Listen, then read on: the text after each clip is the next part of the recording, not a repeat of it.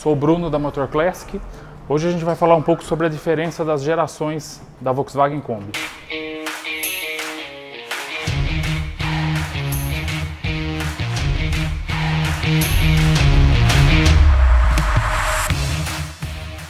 Essa é uma Kombi terceira geração, chamada de T3 popularmente. Tá? É uma geração da Kombi que não foi comercializada no Brasil. No Brasil nós temos a T1, que são as denominadas corujinhas popularmente, e as T2 que são denominadas as Clippers. Clippers e chega até a questão das teto alto a partir de 99, né? Que seria como se fosse uma T2,5, que é uma evolução da T2, mas não chega a ser uma T3. Vocês podem ver pela carroceria, que é bem diferenciada das carrocerias das Kombis das gerações nacionais, né? O formato dela lembra muito um caminhão Volkswagen, né? Os primeiros caminhões Volkswagen da década de 80. Né? Essa especificamente ela é ano 1987, versão gabine dupla. Né? A informação que a gente tem é que esse carro é o único carro no Brasil nessa configuração. Né? Tem alguns outros carros que vieram com uma importação independente também. Né? Esse carro não estava no Brasil, a gente trouxe esse carro de fora, esse carro veio do Uruguai. Fizemos uma importação, documentação, tudo certinho do carro. E todo o processo de restauro e customização do carro. E se a gente for levar ao pé da letra, não seria uma Kombi, porque não tem praticamente nada que lembra uma Kombi nacional. A parte interna é totalmente diferente, a parte de estruturação do carro é totalmente diferente. A parte de mecânica, câmbio, suspensão, é totalmente diferente, né, do que a gente tem nas Kombis nacionais, que é apenas uma evolução. Né? A concepção das Kombis nacionais são praticamente a mesma, desde a corujinha até as últimas que foram fabricadas. Estruturação do carro é praticamente a mesma. No caso da T3, o sistema de suspensão dela é sistema de suspensão independente nas 4 rodas, tá? Sistema de mola espiral nas 4. A dianteira lembra bastante a suspensão dos carros nacionais GM, Opala, Chevette, porque são duas bandejas, manga de eixo e mola espiral. O que a gente fez de modificação nesse carro, a gente fez a montagem da suspensão a ar, até mais para conforto, para ter uma estética um pouco melhor no carro também, mas sempre visando um melhor conforto no carro. A parte traseira também é independente, são bandejas com mola espiral também, que também foi substituído pelas bolsas de ar. Né? Então isso muda bastante, o carro é bem mais confortável, bem mais confiável do que as Kombis de concepção de fabricação nacional. A parte de motorização da T3, existem duas linhas. As gabines duplas normalmente vinha com motor a diesel refrigerado a água, na mesma concepção do AP nacional. E as fechadas, linha Westfalia, linha picape, vinha com motor boxer. Tá? Não necessariamente uma exclui a outra, mas tem essas duas linhas de motorização. A parte de câmbio também é diferente. Tá? A estrutura do câmbio é diferente, o câmbio é maior, o sistema de engate de marchas trabalha pela lateral do câmbio. Tá? Mas já é sistema de homocinética igual às Kombis mais novas nacionais. Né? Esse modelo específico, ela vinha refrigerada a água, tá? Originalmente com motor diesel refrigerado a água. Na compra do carro, esse carro já veio com motor que é a mesma concepção do AP nacional, né? A gasolina. Vocês podem ver só que o motor trabalha numa posição um pouco mais na horizontal. Né? O AP ele já tem uma angulação normalmente, no caso da T3 ele trabalha mais deitado ainda, devido à posição de kart, à altura do chão, tudo. As gabines dupla nacional não tinham um bagageiro, o acesso que a gente tinha para o bagageiro seria por baixo do banco traseiro, para ter um espaço para guardar alguma coisa para carga interna. No caso da T3, ela tem essas tampas de acesso laterais, tá? Que tem dos dois lados, e lembra o que a gente tem nas picapes. Aqui nesse caso as tampas são menores, tem acesso a esse outro cofre e tem o acesso pelos dois lados. Um outro ponto de alteração no projeto da T3 é o posicionamento do tanque de combustível.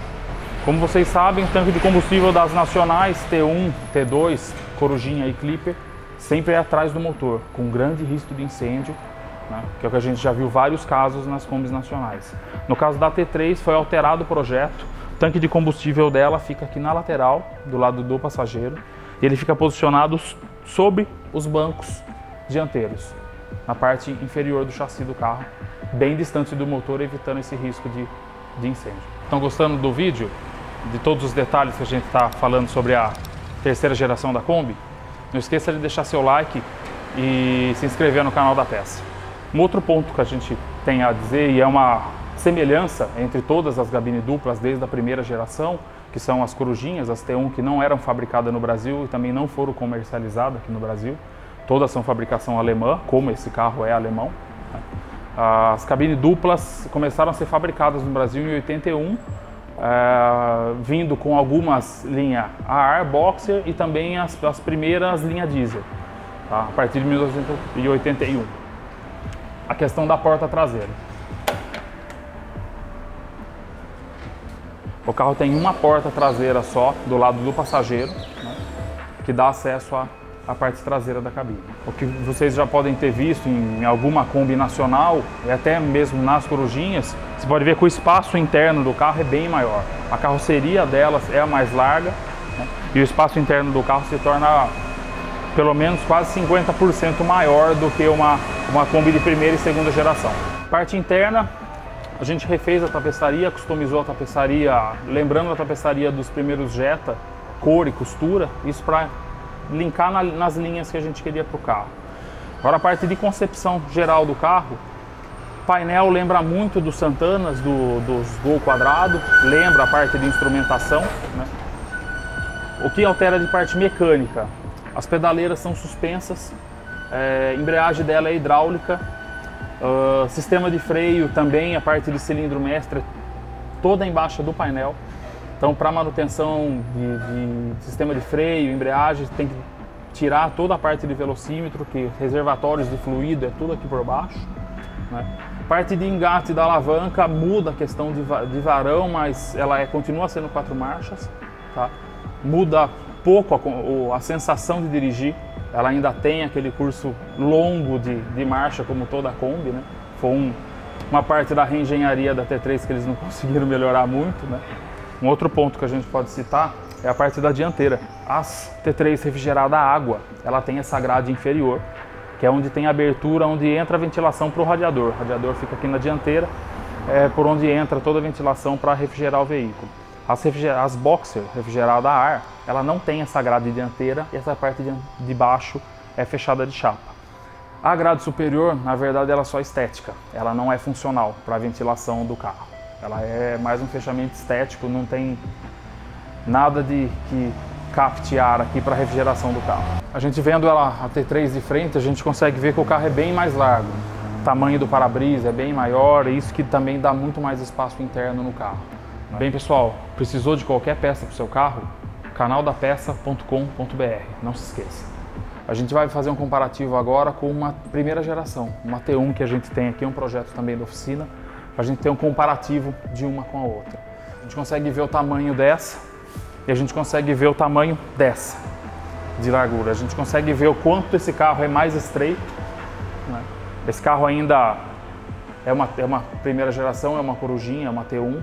Tem o para-brisa ainda bipartido, que já se perdeu esse para-brisa, na hora que a gente chega na segunda geração, que é a T2, a partir de 76. A gente consegue ver que o carro é bem mais estreito, né? A gente consegue já ver pelas portas, as portas, o sistema de abertura delas ainda é um vidro fixo e um vidro de correr, né? O que na segunda geração isso já se perde, já são vidros com maquinário interno, que já remete também na T3. Esse carro em si, a gente fez uma customização de carroceria. Esse carro seria uma picape.